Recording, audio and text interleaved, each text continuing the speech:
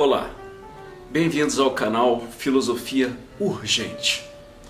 Hoje nós vamos falar de um tema que atravessa toda a história da filosofia, que é a questão do diálogo filosófico. Um diálogo é tipicamente uma troca de perguntas e respostas, uma troca de mensagens. Um diálogo filosófico, ele é tipicamente racional. O que isso significa?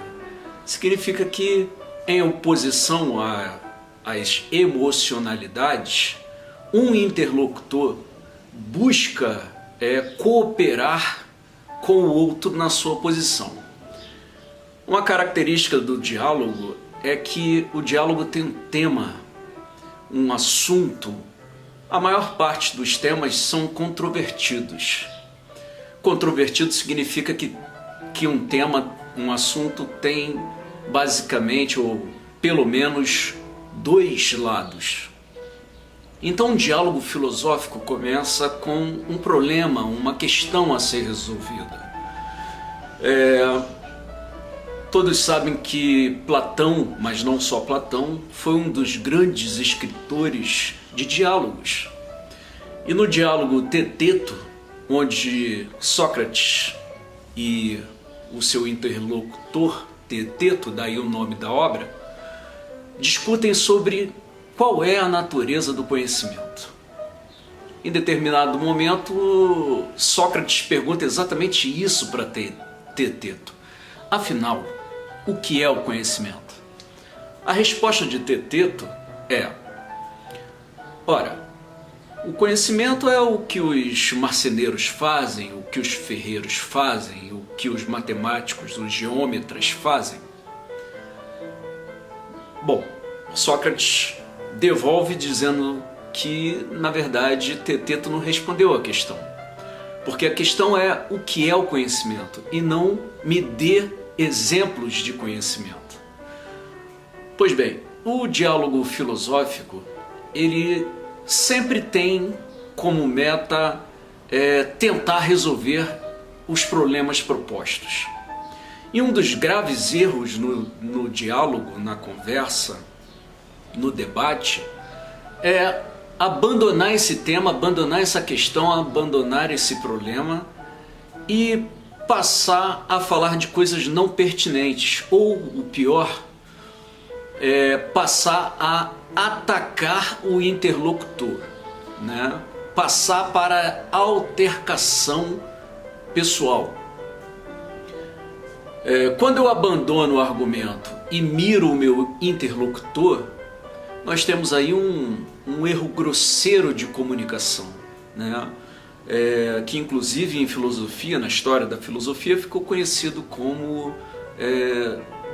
argumento ad hominem, ou uma tentativa de argumentar atacando o outro, atacando o homem, atacando o interlocutor, ao passo que a questão do diálogo não fica em primeiro plano, ela é, na verdade, abandonada. Então um diálogo, e principalmente o diálogo filosófico, ele se distingue muito de um bate-papo num bar, por exemplo, onde os assuntos vão mudando. Você pode começar conversando sobre o clima e terminar falando sobre a mecânica dos novos automóveis, passando por diversos outros assuntos, culinária, sem nenhum compromisso. Mas o diálogo racional, o diálogo filosófico, busca resolver aquela questão. Portanto, há um compromisso de ambas as partes para resolver aquela questão. Há um compromisso de um lado para que o outro consiga apresentar os seus argumentos e vice-versa. O que mais nós vemos hoje, principalmente nas redes sociais, não são verdadeiras discussões no sentido de expor ideias, mas discussões no sentido de brigar, no sentido de altercação pessoal. Se você colocar uma pergunta como qual é a função do Estado, em pouco tempo nós provavelmente vamos assistir um verdadeiro ringue. Algo extremamente distante do diálogo racional e algo extremamente distante do diálogo filosófico. O que nós observamos nesse ringue é o apelo à emoção, é a fuga do tema, é a fuga da questão, portanto, o apelo a coisas não pertinentes ao assunto em debate, e assistimos algo extremamente inútil, algo que não contribui para a sabedoria. Um forte abraço. No próximo vídeo nós vamos continuar discutindo as questões do diálogo filosófico. Até a próxima.